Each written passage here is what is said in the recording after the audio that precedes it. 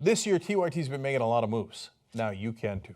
Now, how are you going to do that? You want to launch a new business? That sounds fun. You're going to change careers? Jesus, Lord mercy. You're going to need a website for all that. Lucky for you, Squarespace also making moves. You're going to go to squarespace.com/TYT. You're going to get 10% off your first purchase, and you're going to get to build anything you want on that website with a unique domain. What are you, crazy? Go do it now. Go. Hey TYT, I'm Nomiki Konst. We're here at the Nation's headquarters in Manhattan with Sarah Leonard, who is a features editor at the Nation, and she is the co-editor of The Future We Want. Also, we've been on before. Yeah. On some stages we're old talking. hands with this. Yeah. At the People's Summit. The People's Summit, way back. Yeah. It was great. We were talking about movement work, and she's done a lot of work in reporting on movements around the world. Yeah. Spent some time in Greece. You did. I'm jealous. Next time we're gonna have to go together. Yeah, that sounds good. I like it. I mean, we could do some reporting and eating and be fun. But we are here to talk about what you wrote about in the November issue of The Nation. You wrote a feature on the MeToo movement. Mm-hmm. And clearly the MeToo movement has not died down. It didn't calm down over the holidays. Every day you hear about new people who have been brought into the MeToo movement. What was the origin of the MeToo movement? Like, where was the intent, the beginning of the MeToo movement?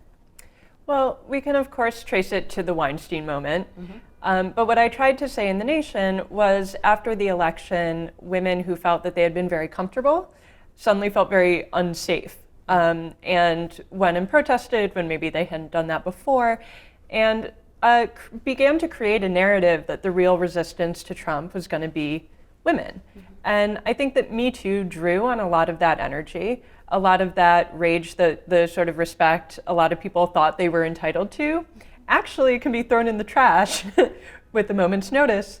And what I've been sort of interested in is given that, and given that the people who are at the Women's March typically have said, we women as a whole resist this sort of sexism.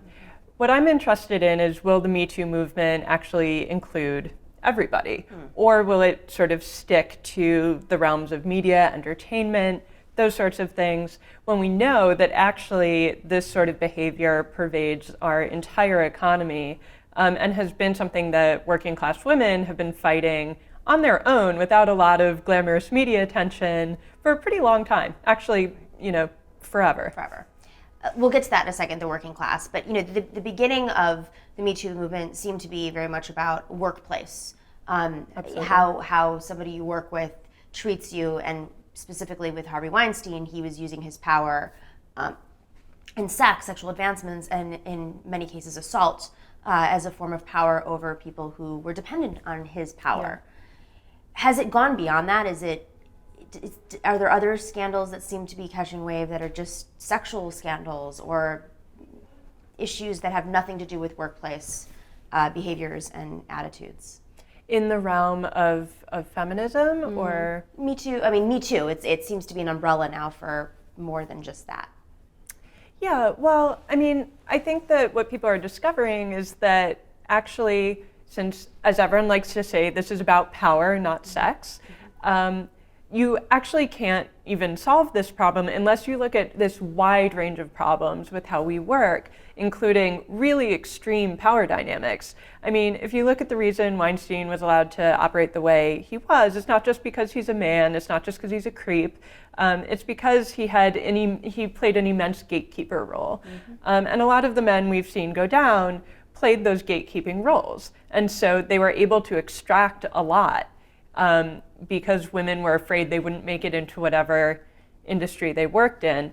I think some of the responses we're seeing, especially in sort of, if you look at Hollywood, for example, people are thinking, well, women should head up production companies. We should actually redistribute power in some way.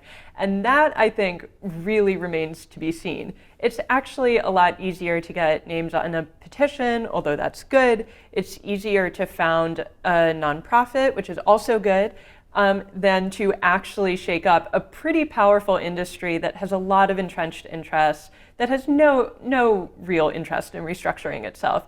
And so the risk is that the Me Too stuff becomes a sort of branding that makes the industry look socially conscious, but actually doesn't redistribute power that much. And so I think we're looking at what are the sort of changes well beyond, preventing people from grabbing women in the workplace that would be required to actually feel at all equal. It's interesting you talk about redistributing power because, and this branding mechanism, because you've seen this with other movements. You saw it with the environmental movement. There's quite a few movements that it's almost like the brand has been co-opted and it's been used as a weapon to serve those who are in power. Yeah. So then what are some of the critical things that need to be done other than just hiring more women and putting them in executive positions? Well, that is a great thing to talk about because that is one thing that's been suggested, right? Is like, well, we need more female CEOs and so forth.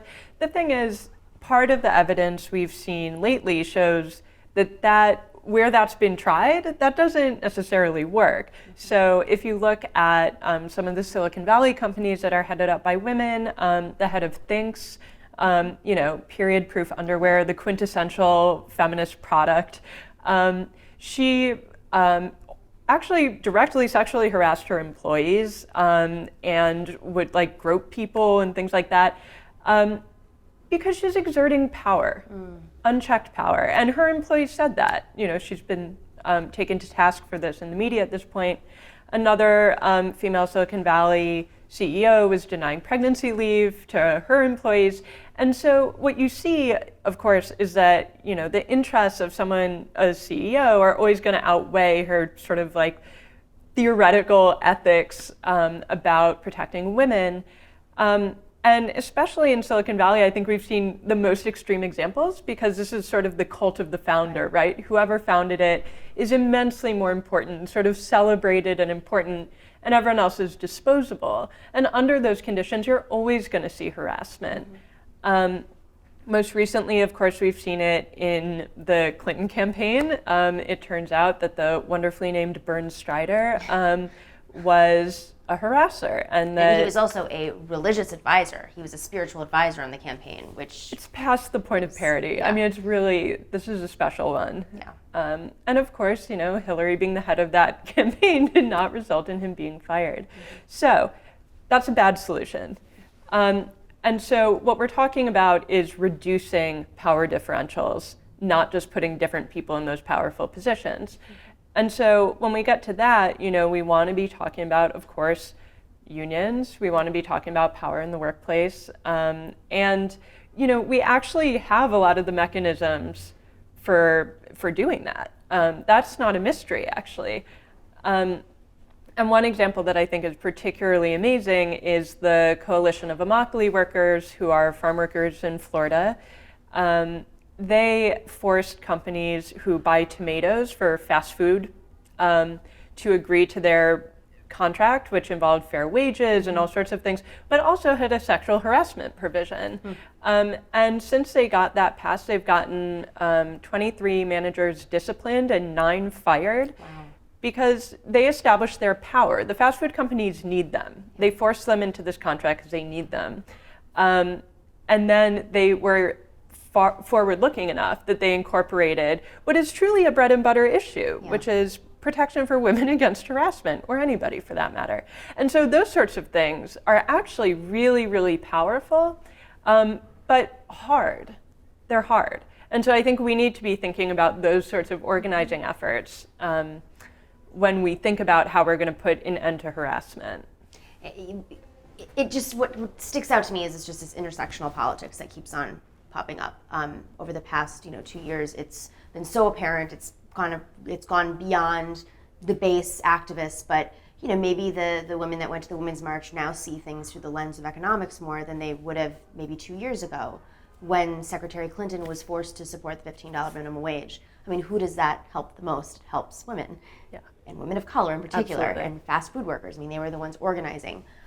Are there more policies like this that, because of this moment of incredible activism, can be used as leverage towards those who are in power to get them on board, the perfect example is Medicare for All. Bernie Sanders using Medicare for all as a tool to organize a bunch of people who probably want to be president.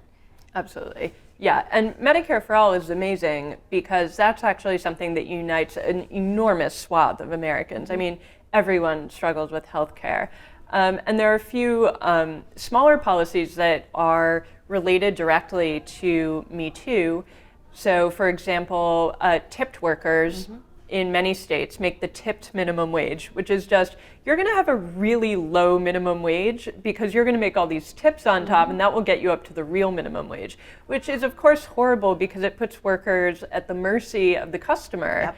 And if you're a waitress, it's a recipe for sexual harassment. And the Restaurant Opportunities Center, which does a lot of organizing restaurant workers, they put out a report saying that restaurant workers, the majority of them get harassed every single week. And that's just life. So something they've been advocating for is getting rid of the tipped minimum wage, making sure that everybody gets at least the normal minimum wage, which should be a given. Right. And so that's a policy that looks like a simple piece of economics that would absolutely change the terrain for sexual harassment in that industry. And I think that's something that all kinds of people can get behind. So I believe Jane Fonda is on their board. We're going to get like Hollywood Metoo to like back those projects. That's actually valuable. That's Right. something that sort of power and money and visibility is really good for. Like, get behind that. And I think when we think about some of the half measures that are taken in Hollywood, and it's a little frustrating to look at this very elite sphere grappling with a problem that actually we all grapple with, you can see like what solidarity might actually mean, which would be getting behind worker struggles and being like, oh, what are you already doing? Oh, like, can we just like quietly back that? Right. That's more useful than a lot of the visibility work being done. So that's one thing. I mean, the domestic workers in multiple states have passed bills of rights to protect them. Domestic workers often even live in people's homes. It makes them really vulnerable. And domestic workers in America, the vast majority are immigrant women of color. And so this is really tough. And so the domestic workers have done amazing organizing work. You mentioned being vulnerable in the home. There are so many aspects of employment. The Harvey Weinstein situation is a perfect example, even though it was Hollywood, where he was meeting with people outside the confines of a building, like, where the headquarters was, the Weinstein headquarters. It was in hotel rooms, it was at Sundance, and that is where a lot of the business is conducted because there aren't offices. It's where you have these big suites and you have these meetings. The same thing happens at political conventions and conferences. Oftentimes it's out of the norm. You can't just walk into HR on the 7th floor and file a complaint. What kind of policy changes can be put in place to protect those scenarios other than waiting for a Harvey Weinstein moment? Yeah, now that's hard. So, give every woman mace. But they shouldn't have to. I mean, that's ultimately the issue. Of course. We should, as women, not have to arm ourselves to protect ourselves from the people Indeed. we are supposed to trust. Yes. And women need to be protected by institutions that they're part of, right? And so, for example, I work here at The Nation. We're a union shop. We have a contract. And one thing we did was write part of the contract ourselves so that we are protected not just against anyone in the workplace, managers, whatever, but anyone we come into contact with in the course of work. And that's a very important provision for us because we work with all kinds of people outside the office. The Screen Actors Guild did a shockingly bad job of protecting anyone who is a member, was just pathetically complicit in this entire system. And that is a union that, could be renovated. It's been all downhill since Reagan was the head of it, back when he was a union guy. And so those sorts of institutions actually have a lot of mechanisms to protect people, not just in the workplace, that people often neglect or don't realize they have access to. When it comes to just, getting rid of people like Harvey Weinstein, I mean, the sorts of support we're seeing right now, because he got caught finally and publicly humiliated, that has allowed women to come forward. We need institutionalized support. So it's not just in these moments of outpouring that it becomes possible to talk about it. And notably, Harvey Weinstein, one reason a lot of people think this finally came out in the Times and the New Yorker was his star was falling. He wasn't quite as powerful as he had been. People weren't quite as afraid of him, right? And so when you have this reign of terror, that's only possible when you have immense power. What I learned from reading the New Yorker story was the rich have access to tools that I didn't even know existed. I'm like, oh, you can hire a Mossad agent to pretend to be someone else? Like, I didn't even know that was on the table myself. And so that is born of extreme inequality, right? That is a function of extreme inequality. And so I don't want to say that, the only answer to sexual harassment is a revolution. But it's, I think, pretty straightforward to see that when you produce these sorts of extreme differentials, people do crazy shit, right? And people have access to things they shouldn't have. So, I think that's the big picture. And then at a sort of lower level, the sorts of institutions like unions and stuff need to prioritize what women actually need and not pretend that sexual harassment and things like that are some side issue, which is ridiculous. I mean, unions are unbelievably political and they're imperfect. Let's just be real. You have a whole wide array of different types of unions. Absolutely. Because of the politics of unions, from my perspective, I think that some of these things aren't put out front because of the politics, because we have to support this person and there's this scenario where our funding is dependent on this person being in office, and if we push back at them on this, then we may not be the recipient of their funding or their contracts. How can these unions be revolutionary when the structure that they operate in is also a power dynamic between that person who's controlling the power? That is $1 million question. Oh man, you don't have the answer? Come on.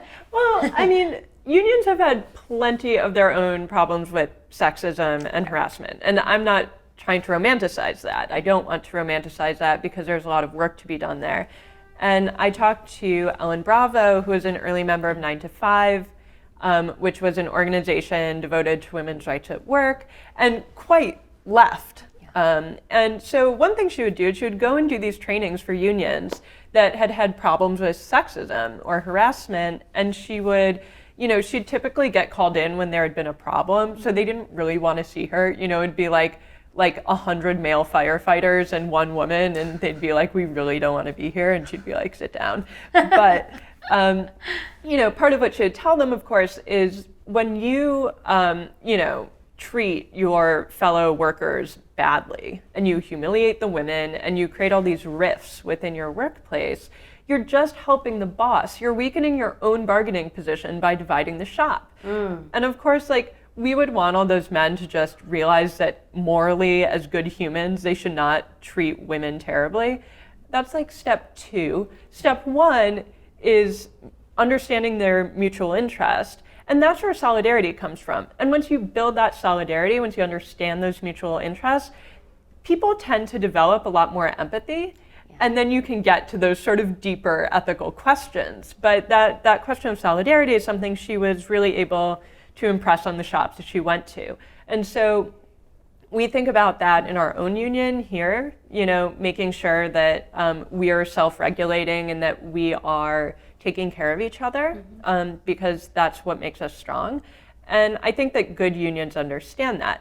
Now, we've seen plenty of problems in unions lately. The Fight for 15 campaign, the architect of that campaign had to be fired for sexual harassment. That sucked. And it's a reminder, actually, that we have to make the institutions that fight for change strong and free of this kind of bullshit if we're going to win the campaigns we want to win. Because that it's not just we lose this guy who is valuable because he's doing this stuff. It's how many women did he keep out of that campaign? How many brilliant minds did we lose because he harassed them? And we have to think about that, how much we're losing because of that.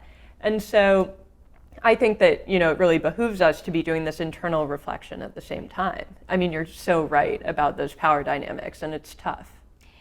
Internally, there are these new trainings that a lot of employers are putting their employees through, and some that are not so new. And what we also learned through the last few months is that a lot of executives have gone through trainings, and they haven't worked, clearly.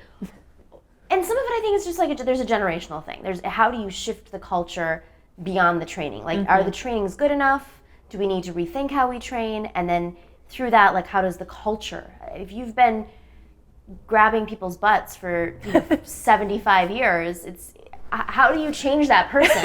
Like, is it going to happen overnight or worse? Yeah, I mean, if they've been grabbing people's butts for 75 years, they should probably stay home. Yeah.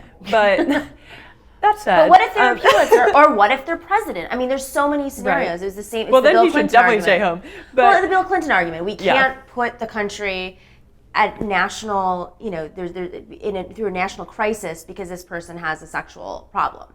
Right. Real arguments people were making, or the Al Franken argument. Right. I mean, what I would say is, so on the trainings front. Yeah. One thing about trainings is that they're typically produced by HR to protect the company. A lot of people don't understand that HR only exists to protect the company from liability. It's not there to help you solve your problems in some sort of neutral way. So when these things are in their hands, they're never good. And here with our union, one thing we did was we included in our sexual harassment language in our contract, that there would have to be a training, but that we were involved in picking the trainer. And so that's step one, like having that actually be effective and not just like a liability lecture. And then another part of it, in terms of changing the culture, there's been a lot of criticism of, the shitty media men list and other forms of outing people without... What's the shitty media men list for those who don't know? Very insidery. I'm so sorry. I work in media, but it's embarrassing. So the shitty media men list was a spreadsheet that was passed around among women that had men's names and what they had done, and it was anonymous, and it hadn't been all reported out. These were people's personal experiences and reflections in the spreadsheet. And it caused a big uproar because, of course, people would say, it's not fair to put people's names on some sort of public list without any kind of process. This is totally unfair and terrible things are going to happen to people. And at the beginning, I also wondered that. Like, this is a really easy way to get revenge on someone, an anonymous spreadsheet.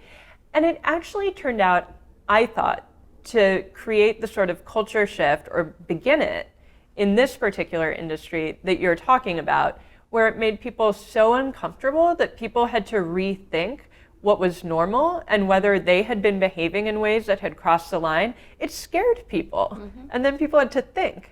And what actually came out of that spreadsheet, in my experience, was, there were a couple of people on it who really hadn't done anything, and typically their HR would look into them and then be like, you're fine. The worst of them have, by and large, had stories written about them. People like Leon Wieseltier, Hamilton Fish, who were truly, did bad things to women, and they ended up with seriously reported, well-sourced newspaper articles that, resulted from being alerted by the spreadsheet, but were reported out with as much rigor as anything else is. And so it's like a tip, basically. Totally. You get a tip and then you research it.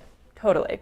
And I think that actually created a culture shift that would not have been achieved by a sort of nicer and more proper method. And the sort of fear that men felt around that list, I think, is something women feel every day. And so that was sort of, I thought, a turning point in this industry. And I think that says a lot about how we could actually change cultures. Just a little fear.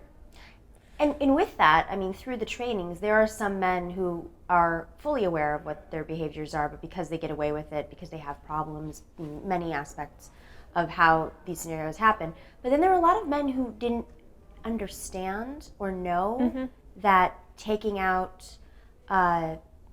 a junior member of their team for a dinner for several hours and talking about personal stuff is against the rules. Yeah. But because, we work with people and you become close to them and you're around them, it could be interpreted in different ways. That's against the rules. Sure. I mean, there are always going to be things in some sort of gray zone that are not super egregious that, someone misunderstood. But of course, that's part of life. Right. And I think a misconception of the Me Too moment is that women want men to sit in like sterile boxes and like never look at them, and there's no way they can play by the rules because we're always just trying to catch them. It's like, no, like most of what was investigated so far has been either egregious or has been, they've confirmed what they knew on the record, and there's a lot more behind it that made it worth investigating in the first place. So, my sense is that there should always be ways of educating people and helping people change who are serious about it. There are some people, of course, who always say like, oh, I didn't know. It's like, well, then why were you hiding it by like deleting the text messages or going to like a weird hotel in like a weird part of town? Like, what? You obviously knew you were doing something wrong, But I think if people are earnest about learning and changing, that's something we believe in. And so making resources available, whether that's sometimes that's through a workplace, sometimes that can be through an outside organization that, unions can do trainings on that for sure. Maybe you need to read some books, talk to some friends, maybe you need a program. I don't know. But one important thing is that, we be able to think in sort of degrees. There are people who need to be fired, and there are people who need to be put on leave and made to go through a program. There's a difference. And I think that actually most women are thinking about that. And something that frustrates me about some of the coverage is when we're accused of only being able to think of, throwing men off the dock into the East River. It's like, well, we live with men every day, actually. And with that being said, I recall a political scandal maybe like 6 or 7 years ago. The former mayor of San Diego, if you recall, had to step down for it was a Me Too scandal before we used the term Me Too. Yeah. But it was older women who had worked in his office for decades or used to work in his office who came out, and then it was the domino effect where they one came out, another came out, another came out, and then once it was clear that he had an issue, the younger women started to come out and sharing their stories. But because there was a fear of being terminated or being reprimanded or losing their jobs, ultimately when we talk about the economics of this, people who don't have power, less power, or do not have a soapbox or can't just, if they lose their job, they lose their job and they can't pay their rent or worse. How do you think that maybe we're at this turning point now where there are more young women coming out and sharing their stories, or do we have a lot of work to do still? Well, we definitely have a lot of work to do, but something notable about the spreadsheet was it was mostly young women, and it was anonymous. So and media jobs don't pay a lot. No. Yeah. And a lot of the time when you're young, you're really cobbling stuff together, and you depend on the goodwill of editors or older writers. So. I think younger women are definitely starting to come out, but they remain almost inherently the most vulnerable because they're usually at the beginning of their careers or, don't have a big support network. And that means that you are at the greatest amount of risk. I think that's one reason it behooves people who are in a more secure position, and I would count myself among those people, in the sense I have a job and I have a union, to come forward when we see things and to help people who, maybe we know who are in a less advantageous position. Because I think we all remember being super young and kind of freaked out and not knowing if it's your fault and not knowing how to deal with it.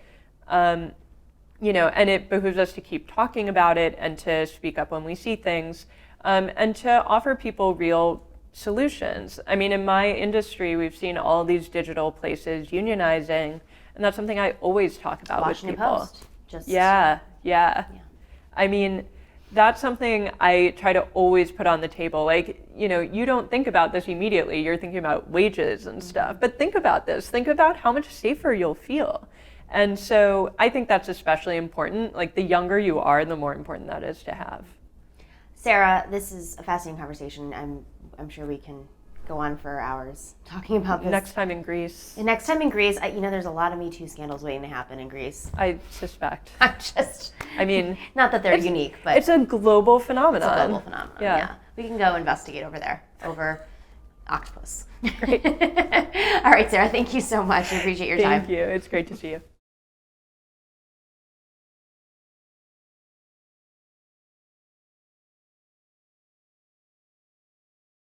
If you liked this interview and you're at the end, so apparently you liked it a little bit, thank you for watching. We really appreciate it. You can watch them live as they happen if you're a member. Only members get that. Go to tytnetwork.com/join and you get not only interviews live, you get the Young Turks live, you get Aggressive Progressive live, Old School, and all of it commercial free. Come join us right now. tytnetwork.com/join.